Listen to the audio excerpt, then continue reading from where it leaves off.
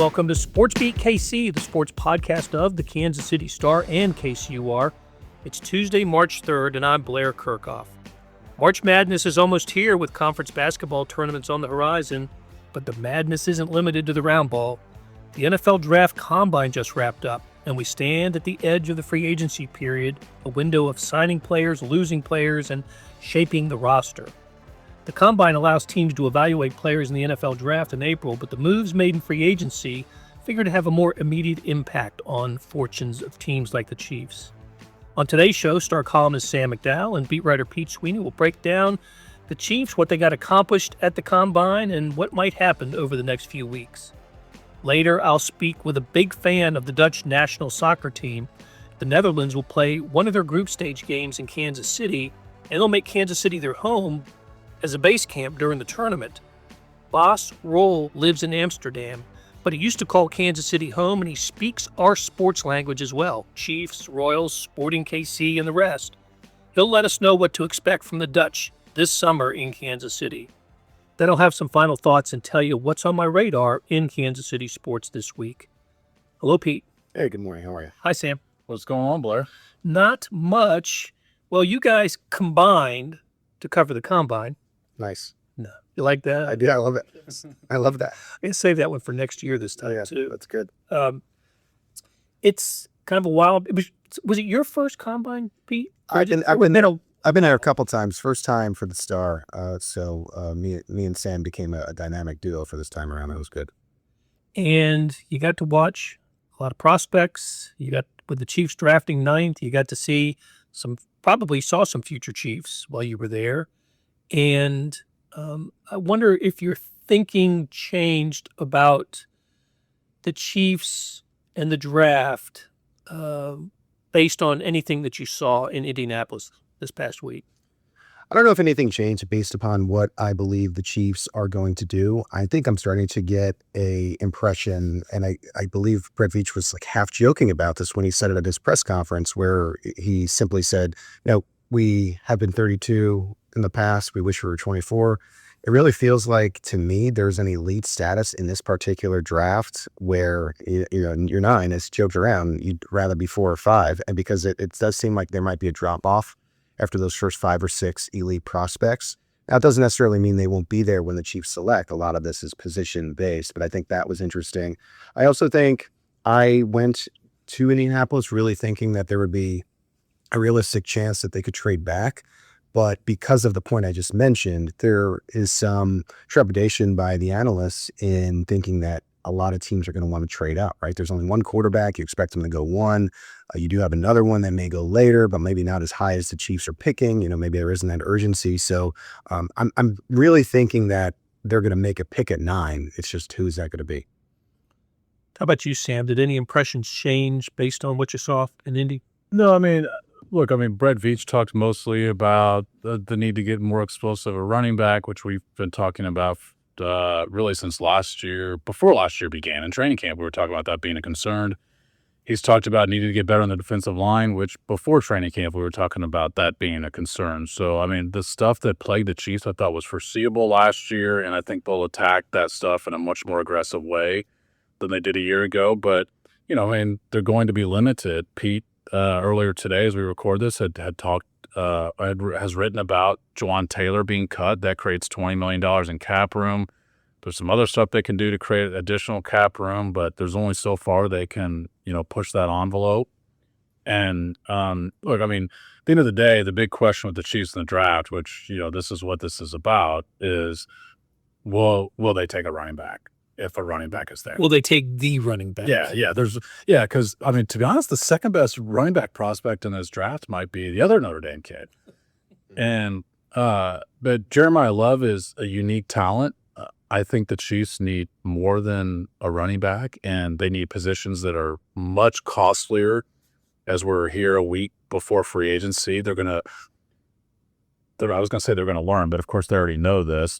It's going to be a reminder that you can get running backs in free agency. And Brett Veach said that. He said, when you draft running backs or these non-premium positions, you can sometimes find them in free agency. It's really hard to find edge rushers. premium defensive tackles, wide receivers. It's hard to find premium positions of free agency because teams find ways to hold on to those guys.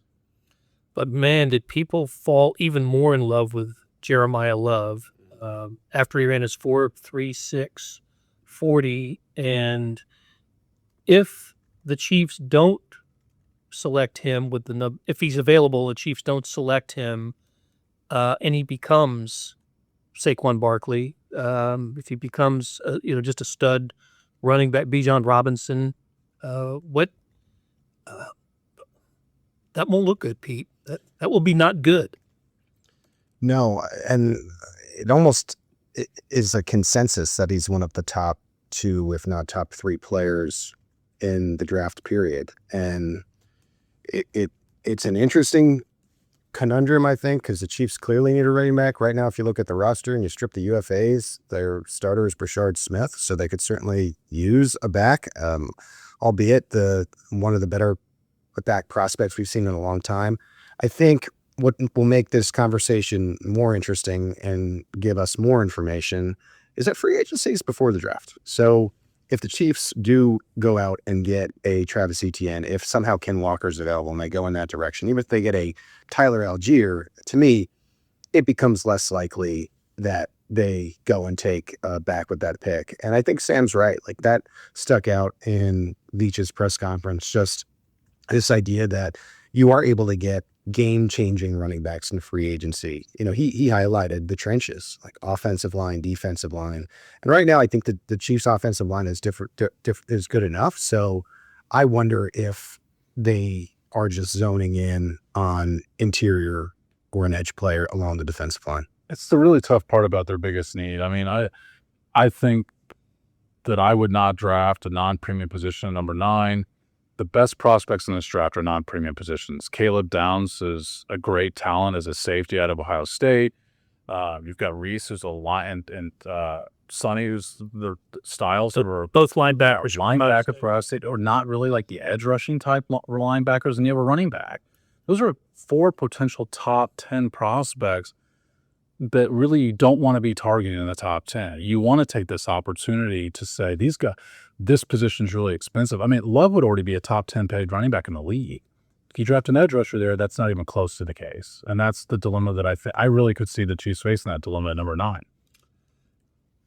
So Jeremiyah Love in his press conference at Indianapolis said, and I quote, "I want to play with the best quarterback." So you know who that is. Yeah, he was talking about Patrick Mahomes. So we'll see. But a St. Louis kid. And he's a St. Louis kid.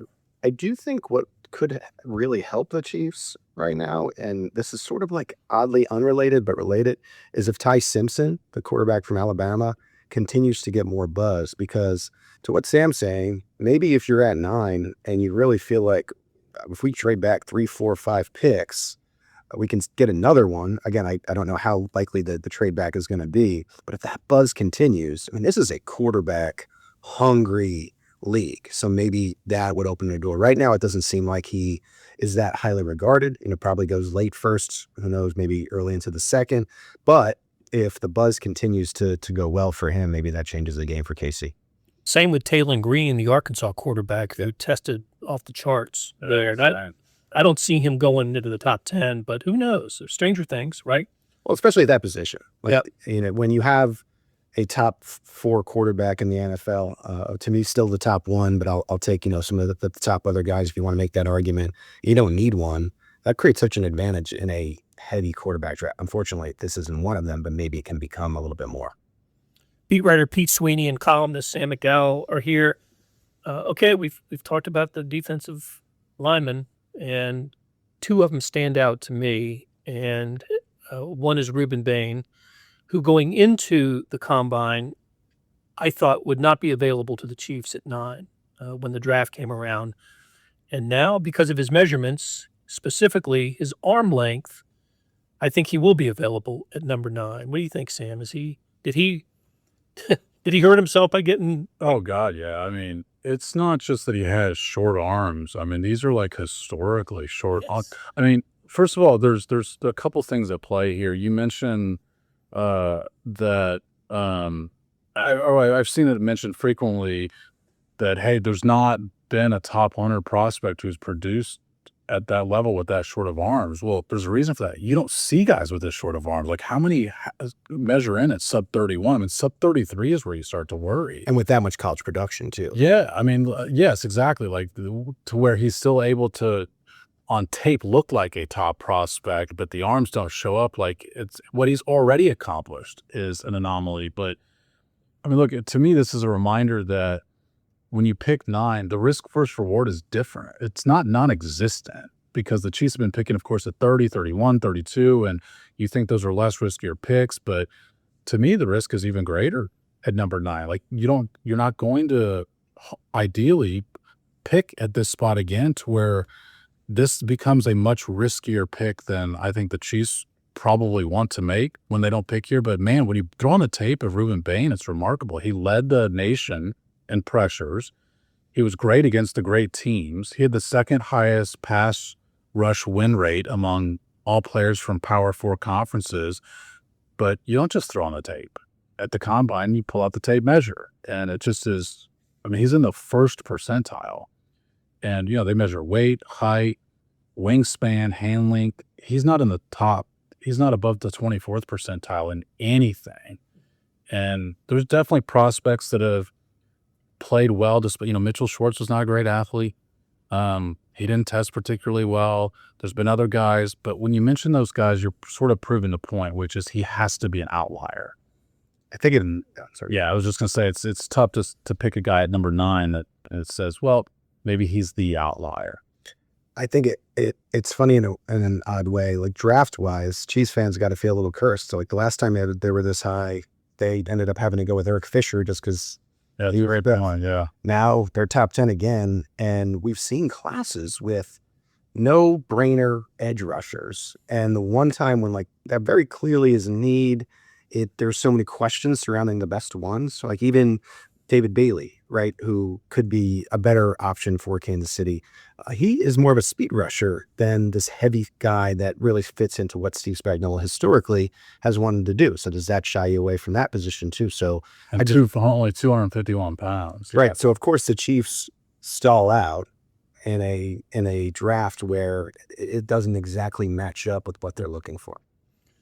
Moral of the story, don't have a bad season the year before. Check who the prospects are and then decide to go Sesson 11, I think is better. Yes. But Bailey's 40 time was phenomenal, and he was all the lists of winners and losers that I saw from the combine, he was on the list of winners. Yeah, and I think he would perhaps be a little bit of a less than ideal scheme fit for Steve Spagnuolo, but that's a decision I don't see the Chiefs having to make. I mean, I just think he's going to be gone. Yeah, by the time the 9 arrives, anyway. How about one of the offensive tackles, Fano or the Miami kid, Maui Goa? Yeah, I think that could be one of the more interesting decisions that the Chiefs have to make. Which is, I mean, I think they feel comfortable playing Jalen Moore at right tackle, as I mentioned. Jawan Taylor's release earlier today, or an expected release, but. They could certainly use a right tackle for the future. I mean, if you solidify left and right tackle for 5 years, you're going to be in a great spot. So I think that's one of the more interesting decisions that they potentially could have. I think taking one of the tackles, especially if they fit into that first round grade, is very interesting. I think it's more of a move for 2027 and beyond than maybe right now. And I think you have to ask, okay, is this a team that is willing to be building for another year, or is it one that wants to, in some capacity, bounce back right away? Because the offensive line right now, to me, if you look at the whole team, including guys who are going to be UFAs, is good enough to get back to the postseason. But are you building to be back to that superpower, or is it half and half? Because if it is, and you really want to get back to the playoffs next year, it's just hard for me to believe they would go OL. But like Sam was alluding to, not impossible. I think that's one of the most pressing questions that the Chiefs have to answer before all the wheels get in motion on this with free agency next week. Is what's your target timeline to become the team that you were for the previous 7 years? Is it 2026 where you don't have a lot of flexibility, or is it 2027 where you're going to have more flexibility? But that's tied into a couple other decisions, which is if Travis Kelce comes back, you can't really be a rebuilding team in 2026. And also, we don't know how much longer Andy Reid has. Do the Chiefs have the willingness to sort of eat it for a year and build for the next year when your Hall of Fame tight end could potentially come back and be on his last year, and who knows how much longer Andy Reid has either. So there's a lot of other stuff I think that decision's tied into. Okay, so if the feeling is they want to be Super Bowl competitive in 2026, who should they draft at number 9?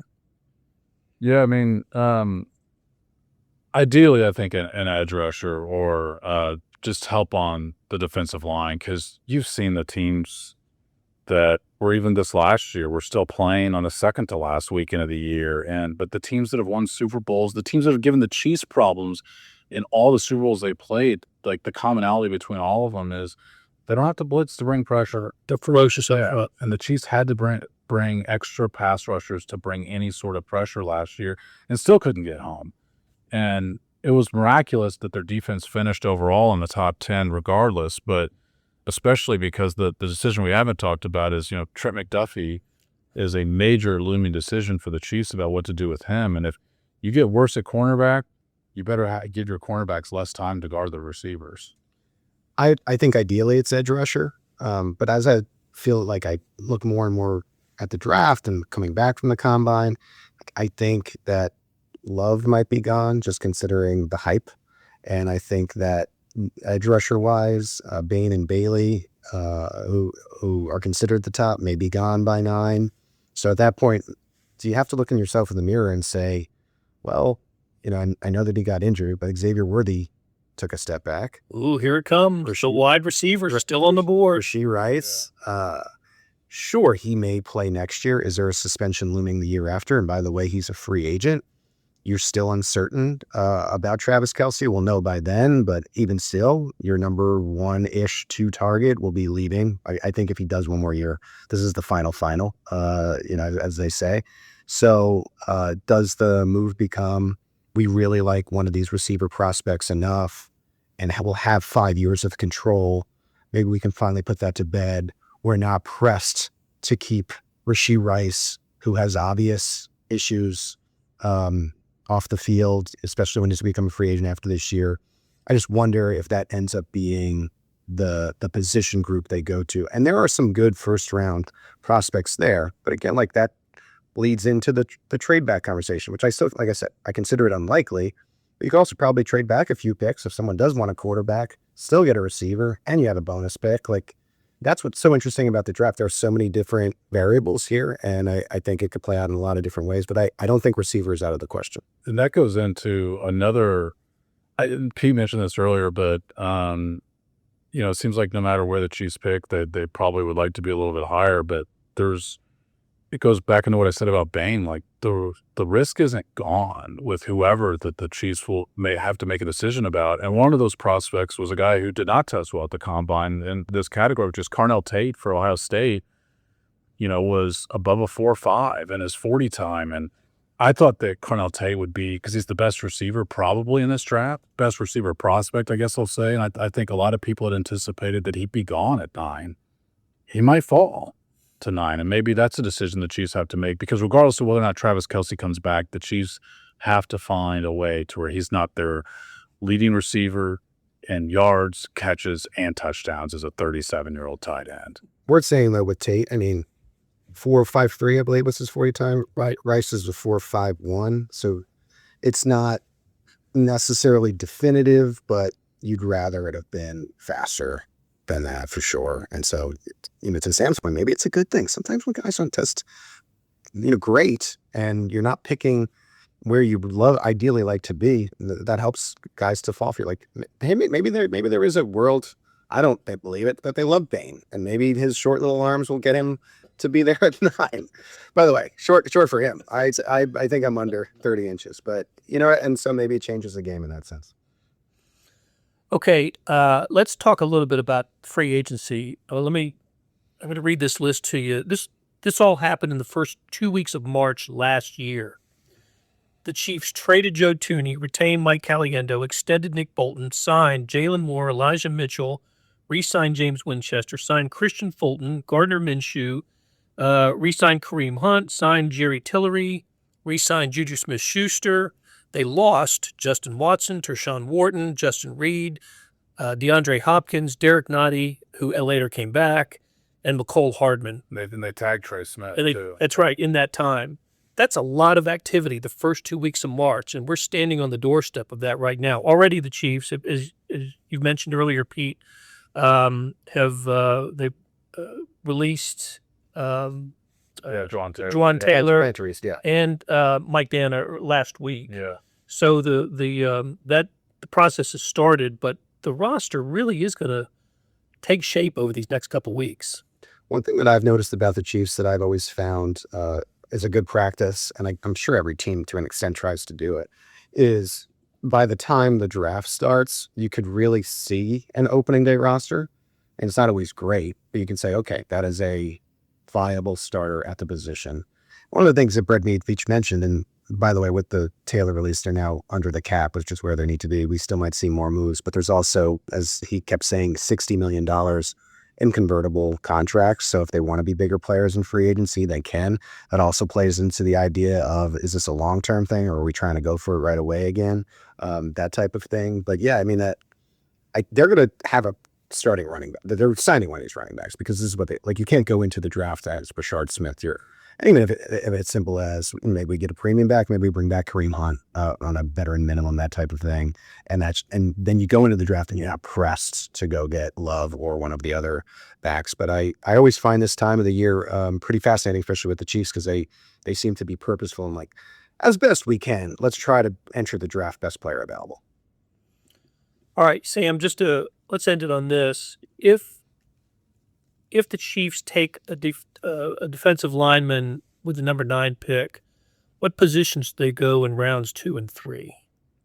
Yeah, I mean, I've heard that this draft, and talking with several different people at the Combine, while it might lack the sort of top 10 talents of a typical draft, that people feel like the second round is deeper than most second rounds, which is what makes, I think, some of these decisions in the first round difficult. I think their second round decision could be difficult, but I think ideally, you need a receiver on day 1 or 2, I think, and a guy who can help you more immediately than Jalen Royals, who did not help at all as a rookie. Like, you need someone who you can play and not have to go back to Juju Smith-Schuster for, another few $1 million, not have to go back to Hollywood Brown for another $6 million. Like, you need a lot of teams to get wide receivers in the draft, and the Chiefs, for whatever reason, it's been a position they've struggled with. And Rashee Rice looked like their best talent, and he's played 12 games of their last 37 availability. So I think ideally it would shake out so we could go pass rusher receiver in the first 2 rounds and maybe running back in the 3rd round. I think it really depends on how free agency goes. Like I said, we'll have this podcast next week, and once you get into the legal tampering, we'll have a clearer picture of what we believe they should do. I do think they'll trade Trent McDuffie, and I do think their safety position is really weak. So if you're assuming Brian Cook moves on, right? To me, I'd echo Sam, but I'd also throw in consideration for a defensive back of some sort, because you're going to want to have depth. I mean, those guys, look at Christian Fulton last year. I think he looked pretty good at the end when he finally settled in, but it was at the end. Like, they could be, it's an injured position, so you want to have the depth there. I mean, every year, we're talking about, can a 3rd, 4th cornerback, a Najee Johnson, a Chris Roland, can they step up? Like, I can't just be the top 2 guys. You need to continue to have depth there. And I do think at some point you got to take a safety. And I know you asked a completely different question, but I am curious about Downs too, with that first pick as well. Well, if McDuffie is traded, could they get a 2nd and or 3rd? Well, that plays into Sam's point, where maybe they are able to get a 2nd and like a next year 3rd, and then you're picking twice in what might be the meaty part of the draft. Fascinating times for the Chiefs. Pay attention over these next few weeks. All right, great conversation with Pete Sweeney and Sam McDowell. We'll be back right after this.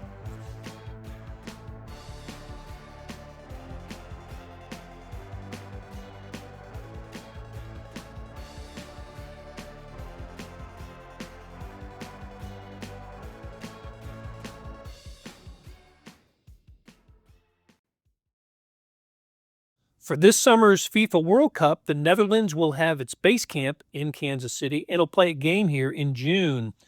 We need to prepare for the invasion of the Orange Army. So says Bas Rol, a big fan of the Dutch national team who lives in Amsterdam.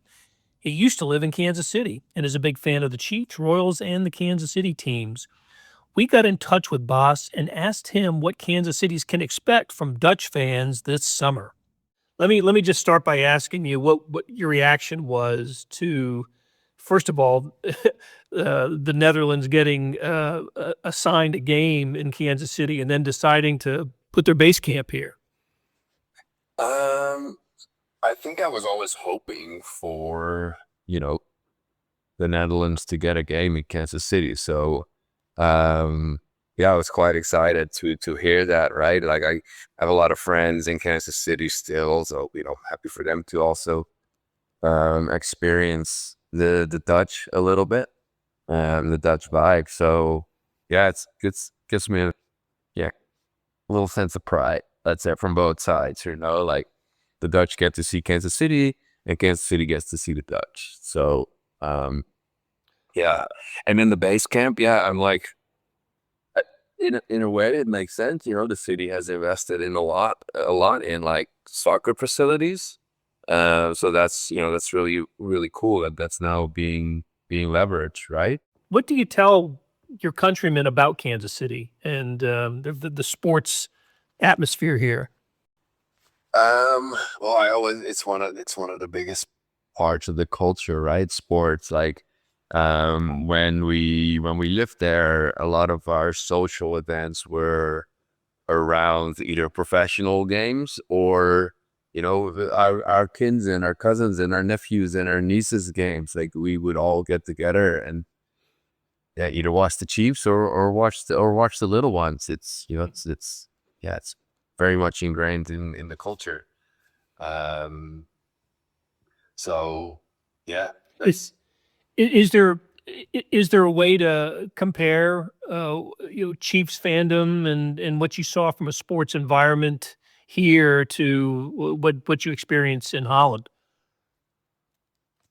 Yeah, for sure. I was lucky enough to be in Kansas City for both the Royals run to the World Series and the first Super Bowl for the Chiefs in a long time. So yeah, seeing how the city comes alive and the whole city is just all about the team, the sport, in that period, right? During that playoff run, the city breeds red, the city breeds blue.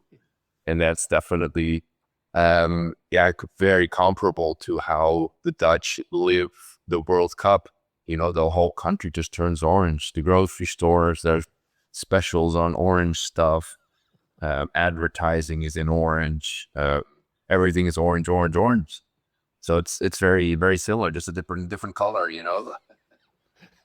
I was looking at some video of the orange in Hamburg and some other places. I was trying to pick you out. I couldn't pick you out of the crowd. Yeah, I was the guy in orange. Exactly. Yeah. Yeah. I don't know if we'll see those kinds of numbers here next year or in a few months, but we'll see something similar, won't we? I mean, maybe a reduced version of that. Yeah, I would assume so. The Dutch they have a very loyal following. For like because the Dutch national team themselves, they get a lot of tickets as well, and they only go to the super fans, right? It's like what in Sporting Kansas City have the Cauldron, right? Where like the super fans sit, and they have super fans for the Netherlands, and you have to actually earn the right to buy the tickets. You have to travel to X amount of away games, and that can be like Gibraltar on a Wednesday night, right? It doesn't suck, it's fun, right? But it's a commitment. So all these guys and girls and families that have traveled to this game, they will definitely come show up and to Kansas City and watch the games. And those are, again, like I said, those are the super fans. They're they're in it for a good time. So they will definitely show up. And I guess one way to compare it to, what goes down in like during US sporting events, like it was kind of like a tailgate. right? The Orange March. So the Dutch team, it started originally as a pre-party in the city. And then from the pre-party, which was hosted by either UEFA or the Dutch national team or a combination, they would all march to the stadium and they would sing and they chant and they partied, have a good time. That's how it originated. They go from the downtown and then they all go to the city, then they all go to the stadium together. So when I was actually at the one in Hamburg, and so it was in the tailgate was in what they call the fan zone in the city.